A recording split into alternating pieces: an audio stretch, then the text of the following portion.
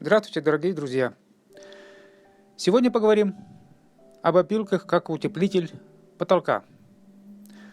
Стружку, оставшуюся после переработки дерева, называют опилками. Полы, крыши и другие поверхности утепляют ими очень давно. Они отлично позволяют сохранить тепло.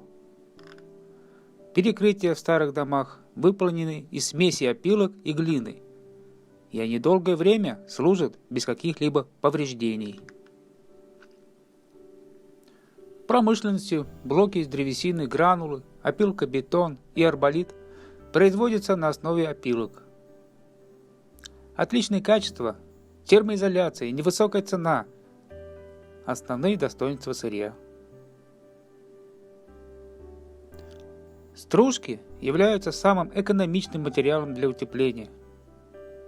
И на сегодняшний день существует большое разнообразие строительных материалов для утепления крыш, стен, перекрытий между этажами, потолков и полов.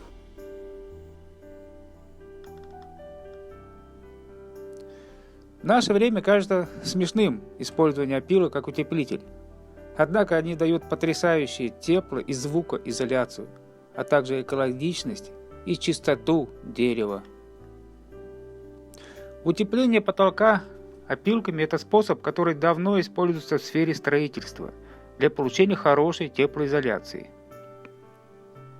Но и спорить о минусах и плюсах данного варианта можно бесконечно. В жилом и хозяйственном назначении часто используют данный материал при постройках. Но, естественно, необходимо соблюдать ряд правил. Для защиты их теплоизоляционных свойств опилки обрабатываются антисептиками.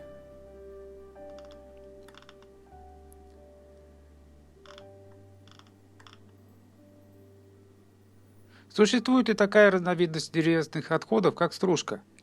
Отличие между ними в способе изготовления, так как производство стружки, древесину, необходимо строгать или сверлить.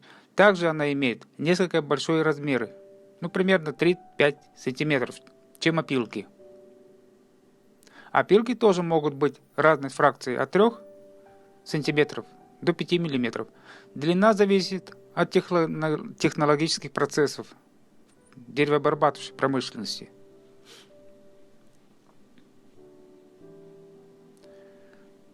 Стружка, опилки – это экологически чистый материал, который, кроме низкой стоимости, имеет и массу других преимуществ. Это теплоизоляционные, звукопоглощающие свойства. Существует несколько основных способов монтажа опилок на потолок. Они могут засыпаться как в чистом сухом виде, так и перемешанным с цементом и разведенной водой. С цементной смесью следует работать быстро, так как она застывает в течение 30-60 минут. После чего тщательно утрамбовать ее уже не получится. Для сухого способа опилки рекомендуется засыпать в 2 слоя. Первый стоит из более крупной фракции или стружки, а второй засыпается наиболее мелкой продукцией. Такая мера поможет избежать ненужной пыли в доме, которая может возникнуть из-за засыпки только мелких фракций. Также крупные опилки невозможно как следует утрамбовать, а это обязательно нужно сделать, чтобы теплоизолирующий слой не пропускал сквозь себя тепло, а удерживал его и даже отдавал обратно в помещение. Крупные фракции опилки, стружка, материал засыпается слоем 10-15 см и утрамбовывается. Сверху на него укладывается такой же по толщине слой мелких опилок. В итоге получается пирог сантиметров 30. Допускается немного смочить слой для лучшей усадки. В целом достаточно изоляции толщиной 20-30 см. Также рекомендуется поверх укладывать золу, шлак, обязательно полностью прогоревшем и остывшем виде, песок или глину. Это, во-первых, поможет уберечь тепло, а во-вторых, предотвратить появление грызунов и разной плесени. Еще один слой – это способ монтажа теплоизоляции из мокрых опилок с цементом. Для его реализации необходимо запастись древесно-стружечным материалом, хранящимся не менее года, но и имеющим слегка влажный состав. При этом нужно убедиться, что опилки не имеют очагов развития бактерий, грибков или плесени. Соотношение стружки, воды и цемента в составе должно быть 23:2. Стружки 20 частей, воды 3 части и цемента 2 части. При этом лучше всего раствор заводить небольшими порциями, чтобы успеть его использовать. Сухие компоненты опил и цемент перемешиваются тщательно, а затем постепенно добавляется вода. При этом смесь продолжает мешать. Не стоит забывать, что стружка должна быть предварительно обработана с различными защитными средствами: известью, пушонкой, медным купоросом.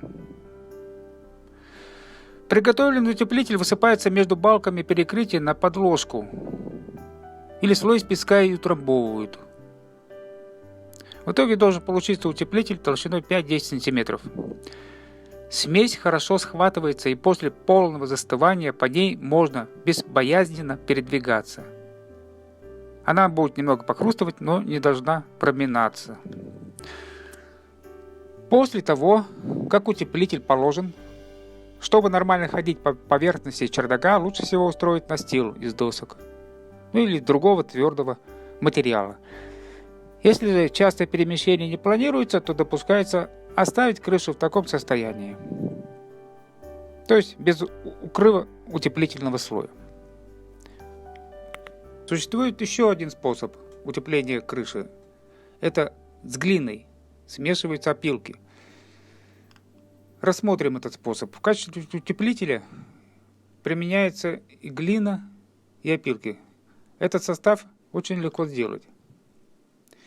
После тщательного смешивания глины с жидкостью образуется тестообразная масса, обладающая уникальными свойствами.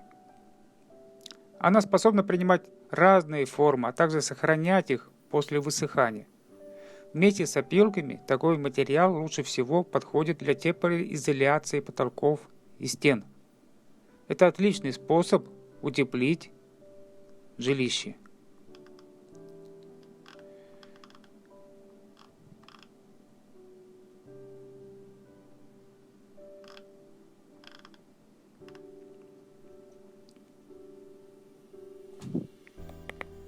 Для способа утепления потолка с глиной и опилками делаем состав смеси, который состоит из 10 частей опилок и 1 части глины. Вначале все сухие компоненты смешиваются, а потом добавляется вода, постепенно вместе с тщательным перемешиванием. Воды примерно уходит 1,5-2 ведра. Замешивается раствор глины с опилками, производится небольшими партиями и потом поднимается на чердак ведром. Утепление потолка делается 2 слоями. Первый слой выполняется из более крупных древесных опилок толщиной где-то до 10 см. Второй должен быть практически из пыли. Его толщина где-то 8 см. 8-15. Укладка второго слоя предусматривает полное высыхание первого. Пока первый слой не высохнет, второй слой не накладывается. При схватывании на поверхности массы обязательно появятся мелкие трещины, которые заделываются этим же раствором. При накладывании утепления делается легкое уплотнение. Для этого можно использовать подручные материалы, примитивная трамбовка с основанием примерно 25 на 25 см.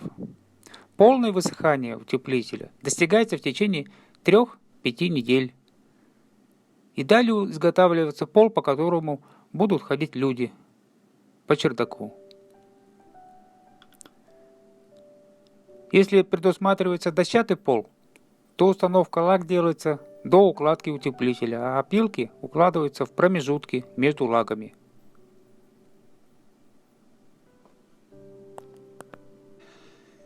Известь применяют для защиты утеплителя от микроорганизмов. Известковый компонент является антисептиком от мышей, крыс и жучков. Для приготовления смеси из древесных отходов и извести требуется соотношение объемных частей 1 к 10. На 10 ведер опилок берут 1 ведро извести.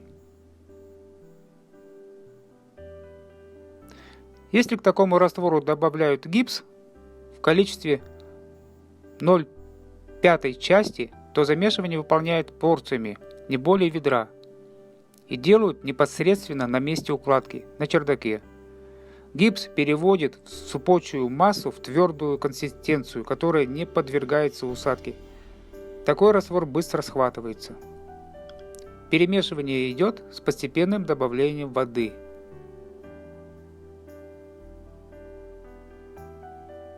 Слой утепления опилок с известью делается один, толщиной более 10 см. Также с механическим уплотнением.